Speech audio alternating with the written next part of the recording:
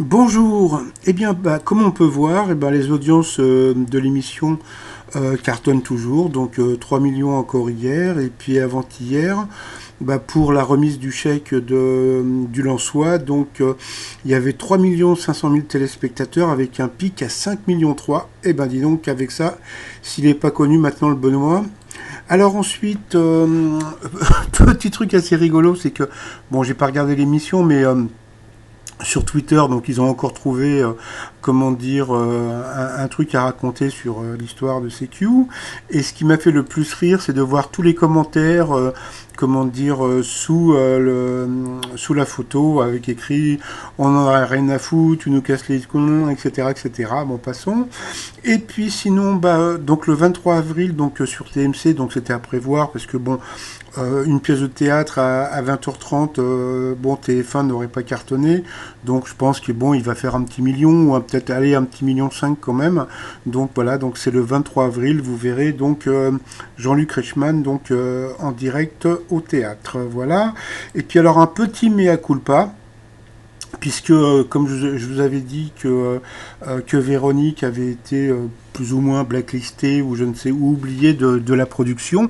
Et puis, comme hier, donc je lui ai envoyé la vidéo pour voir si je dis pas de conneries non plus.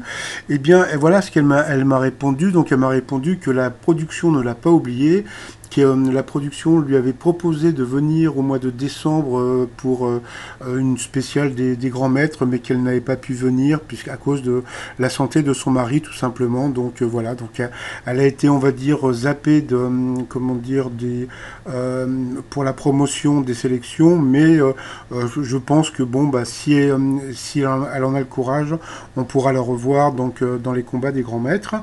Sinon, alors quoi de neuf aujourd'hui dans les 12 coups de midi? Eh bien, Maxence toujours maître de midi. Alors voilà, alors après il y a eu la trop mignonne. Voilà, donc là c'était la trop mignonne Clara. Clara est venue avec un beau dessin pour Jean-Luc Reichmann, voilà.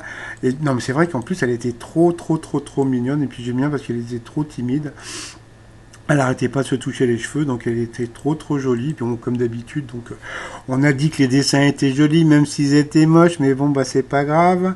Et puis il n'y a pas que Clara qui avait fait un dessin, il y avait aussi Owen, il était très content, il avait fait un beau dessin aussi, qui n'était pas très joli non plus, mais c'est pas grave, c'est l'intention qui compte. La première question, dans quelle ville se trouve la Canebière? Ah, bon, Marseille. Alors après, il y a eu le drame, voilà. Donc il y a eu le drame avec Michel d'Antibes. Donc il est arrivé un petit peu à la, comment dire, Fred Astaire. Donc je pense qu'il a voulu... Alors au départ, je vais vous dire franchement, quand je l'ai vu arriver, bon c'est vrai que bon, je l'ai trouvé sympa avec son petit chapeau, etc., etc. Et puis quand il a commencé à tomber, parce que franchement, il est tombé. Voilà, donc on peut voir. Comme j'ai pas le droit de mettre les images, la vidéo, donc bon, voilà, j'ai fait des captures d'écran. On va dire, j'ai essayé la seconde près. Et puis voilà, donc il s'est fait lui-même un croche-patte. Et puis il est tombé, il est tombé, il est tombé, il est tombé. Voilà. Et puis alors, moi sur le coup, je savais pas s'il fallait rire ou parce que je pensais vraiment que il avait fait exprès. Vous savez, des fois, ça peut être un cascadeur qui fait ce genre de truc. Et pas du tout. Le pauvre était vraiment, il est vraiment tombé. Donc, comme on peut voir, sa femme, la pauvre, elle était sous le choc. Donc Jean-Luc Reichmann, bon, il a aidé à se relever, donc il lui a demandé si tout allait bien, donc il a dit no problème, mais quand même on a eu vraiment très peur pour lui, donc voilà. En plus c'était vraiment un personnage donc dans l'émission, et puis bon voilà quoi. Donc en plus il avait vraiment une tête d'acteur, hein, donc voilà.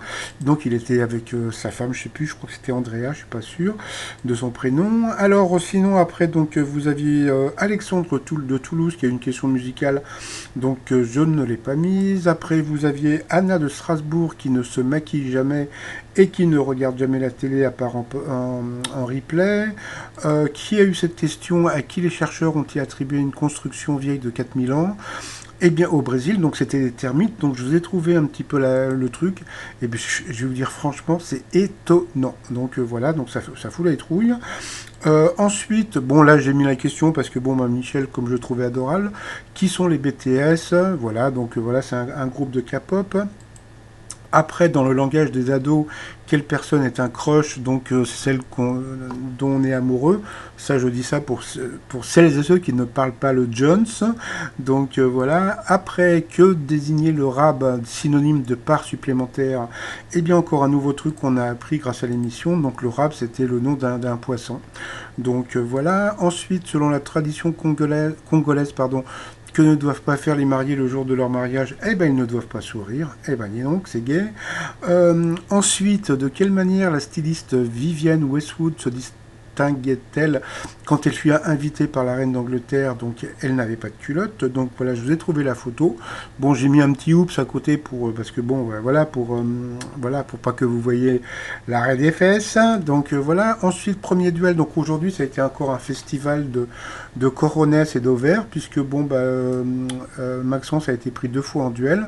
Bon, la première question était assez simple, hein, quel engin électrique, gna gna gna, donc c'était la trottinette. La deuxième question était simple aussi, puisque bon, Nicolas Hulot était ministre, donc il y a pas très longtemps.